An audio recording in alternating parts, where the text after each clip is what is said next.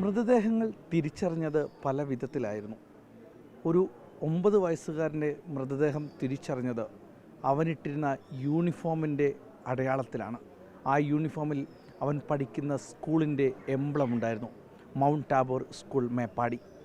ആ സ്കൂളിലെ പ്രധാന അധ്യാപിക മാനേജറാണ് ആ കുട്ടിയെ തിരിച്ചറിഞ്ഞത്. സിസ്റ്ററെ, എങ്ങനെയായിരുന്നു പോലീസ് നിങ്ങളെ സമീപിച്ചത്? എങ്ങനെയായിരുന്നു?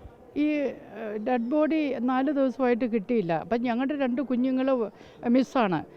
2 പേരുടെയും ഫാമിലി വാഷ് ഔട്ടായെന്ന് ഞങ്ങൾ അന്നേ അറിഞ്ഞു. അപ്പോൾ ഈ കുഞ്ഞിൻ്റെ ഡെഡ് ബോഡി അന്വേഷിച്ച് ഡെഡ് ബോഡി തിരഞ്ഞ് നടക്കുന്ന സമയത്ത് ഇന്നലെ 4-ാം ദിവസം 5-ാം ദിവസം ഇന്നലെ മേപ്പാടി പഞ്ചായത്ത് ഓഫീസിൻ്റെ ഹെൽത്ത് സെൻറ്ററിൽ നിന്ന് വിളിച്ചു. നിങ്ങളുടെ യൂണിഫോം ഇട്ട് ഒരു കുട്ടി 9 വയസ്സുകാരനൊരു കുട്ടി ഇവിടെ എത്തിയിട്ടുണ്ട്, എത്രയും പെട്ടെന്ന് വന്ന് ഐഡൻറ്റിഫൈ ചെയ്യാൻ പറഞ്ഞു. അപ്പം ഞങ്ങളുടെ കുട്ടികൾ ഹൗസ് വൈസിലുള്ള യൂണിഫോം ടീഷർട്ട് ഇടും. ആ ടീഷർട്ടിൽ സ്കൂളിൻ്റെ എംബ്ലം ഉണ്ടായിരിക്കും.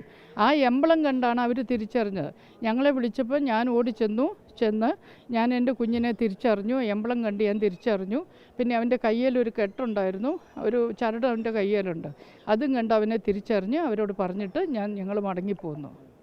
സിസ്റ്റർക്ക് കണ്ടപ്പോൾ തന്നെ മനസ്സിലായിരുന്നു അത് പേര് അല്ല ആ കുട്ടി വ്യക്തമായിട്ട് കുട്ടിയുടെ അല്ലെങ്കിൽ വിദ്യാർത്ഥിയാണെന്നാണ് വിദ്യാർത്ഥിയെന്ന് മനസ്സിലായി. അവൻ്റെ മുഖമൊക്കെ വീർത്തിരിക്കുന്നുണ്ടെങ്കിലും അവൻ്റെ ആ ഷേപ്പ് കണ്ടപ്പോൾ ഞങ്ങൾക്ക് മനസ്സിലായി ഇത് ഞങ്ങളുടെ കുട്ടിയാണ്, 4-ാം ക്ലാസ്സിൽ പഠിക്കുന്ന കുട്ടിയാണെന്ന് മനസ്സിലായി. അവന് ഇനി ഒരു പെങ്ങളേ ഉള്ളൂ. പെങ്ങൾ ഇവിടുന്ന് 5-ാം ക്ലാസ് പാസ്സായി ലാവണ്യ. അവൾ മാത്രമേ ഇനി ആ കുടുംബത്തിലുള്ളൂ. അവൾ നവോദയയിലായതുകൊണ്ട് 5-ാം ക്ലാസ് പാസ്സായി നവോദയയിൽ പോയി.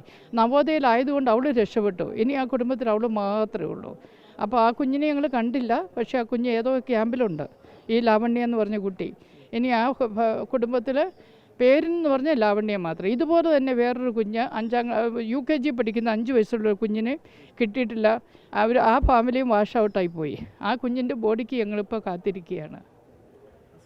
ഈ സ്കൂളിൽ മറ്റ് കുട്ടികൾ മിസ്സിംഗ് ഉണ്ട്?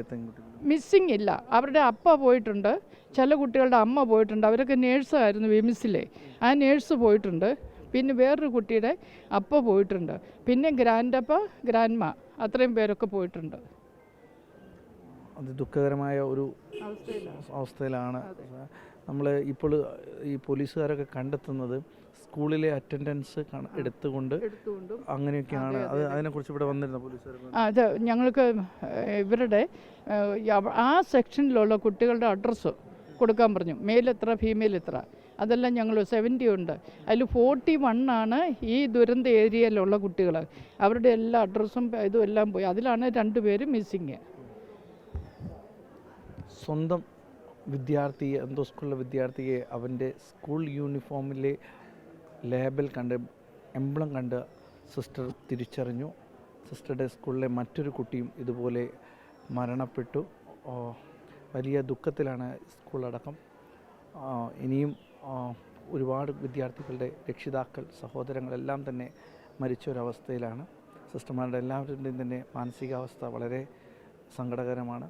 വീഡിയോ ജേർണലിസ്റ്റ് ഷബീർ വടക്കേങ്കരയ്ക്കൊപ്പം reporter Dileep Josiya, in reporter team, Wayanad.